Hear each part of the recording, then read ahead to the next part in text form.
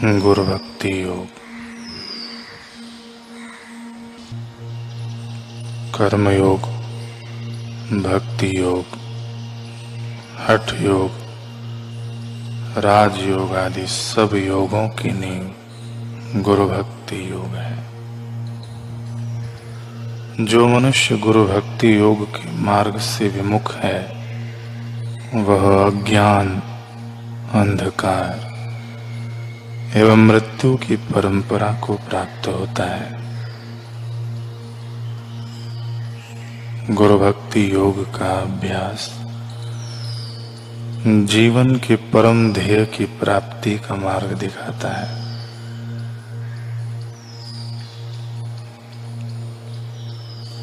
गुरु भक्ति योग का अभ्यास सबके लिए खुला है।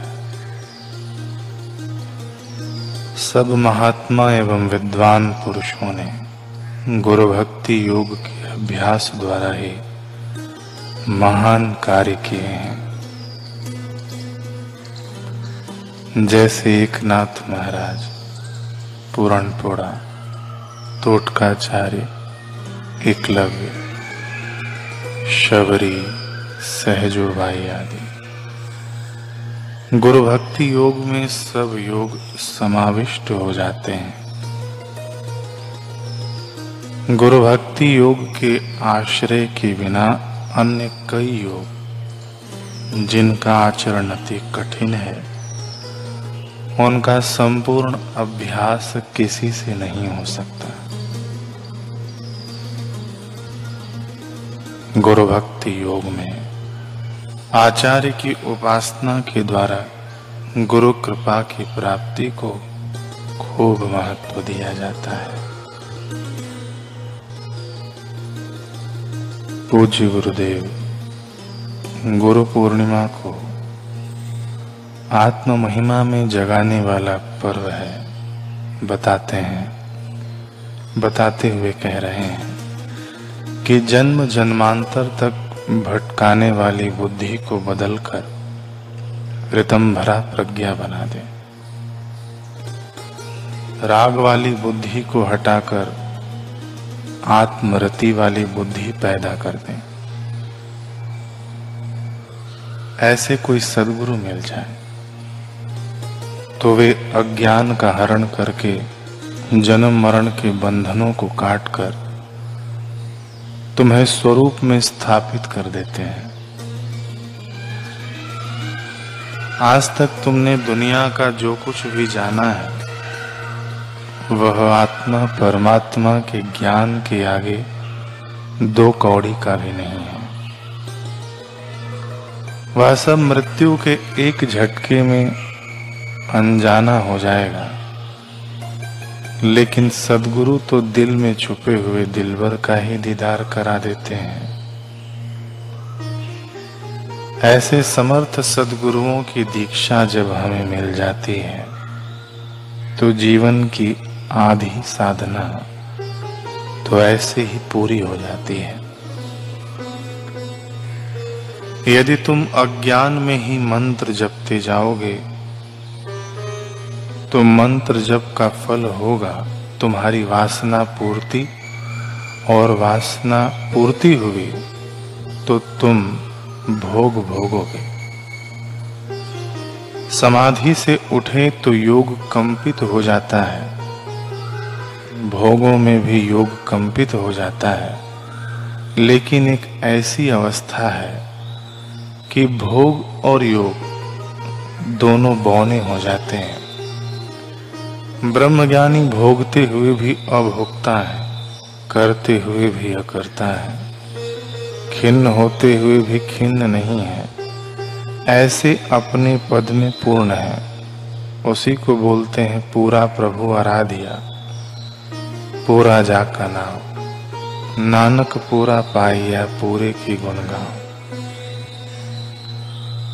पूरा पाइए। इंद्र पद पूरा नहीं है, प्रधानमंत्री और राष्ट्रपति पद भी पूरा नहीं है। राष्ट्रपति पद से उतरे हुए लोगों को देखो, इंद्र पद से उतरे हुए लोगों को भी कैसी कैसी योनियों में भटकना पड़ता है।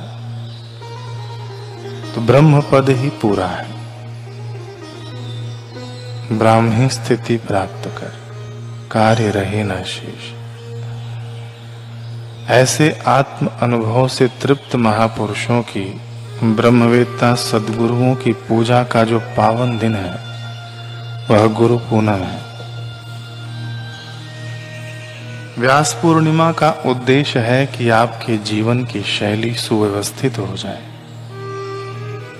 सुख आपको गुलाम न बनाए, दुख आपको दबोचे नहीं, मृत्यु का भय आपको सताए नहीं, क्योंकि आपकी कभी मौत हो नहीं सकती। जब भी मरेगा तो मरने वाला शरीर मरेगा।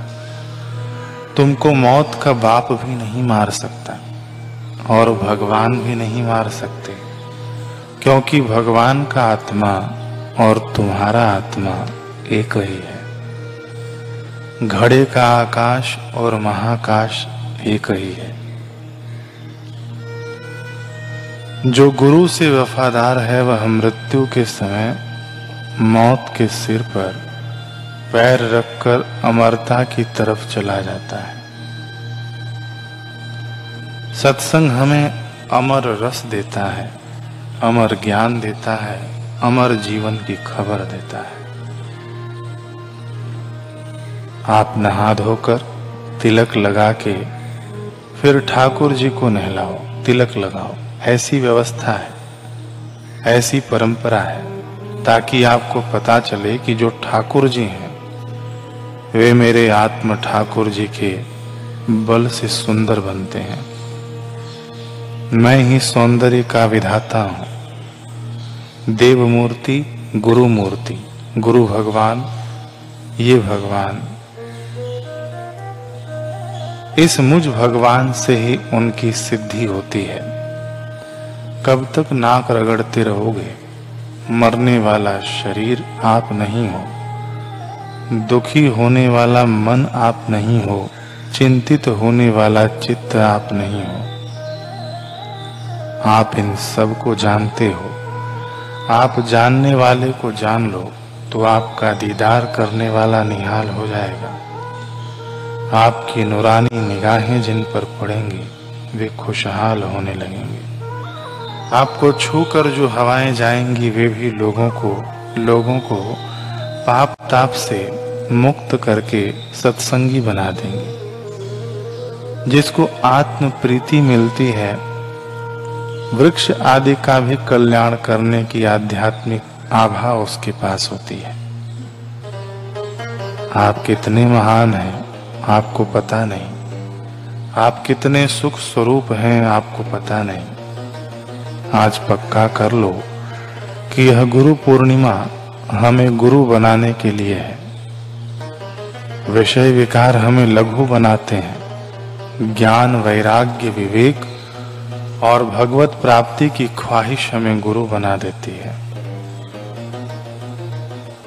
गुरु माना ऊंचे सुख का धनी, ऊंचे ज्ञान का धनी, ऊंचे में ऊंचे रब का धनी।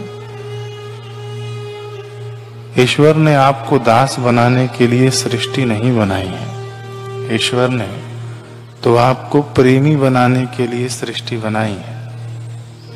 आप ईश्वर के हो, ईश्वर आपके हैं। सिकुड़ सिकुड़ कर भीख मत मांगो। देवो भूत्वा देवम यजेत, देव होकर देव का पूजन करें। जो नानक जी के समय में नानक जी को देखते होंगे उनको कितनी आसानी हुई होगी। हयात महापुरुष को देखने सुनने से आत्मज्ञान में बड़ी आसानी हो जाती है। कबीर जी, नानक जी हो गए तब हो गए, लेकिन अभी भी तो कोई है, हमारी आंखों के सामने है। उनसे कितना उत्साह मिलता है, कितना विश्वास अडिग होता है।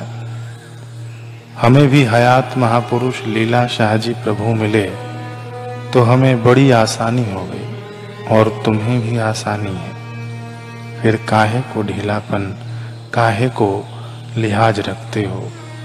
परिस्थितियों का ज्यादा लिहाज न रखो, ज्यादा इंतजार मत करो। चल पड़ो जहाँ सद्गुरु तुम्हें ले जाना चाहते हैं।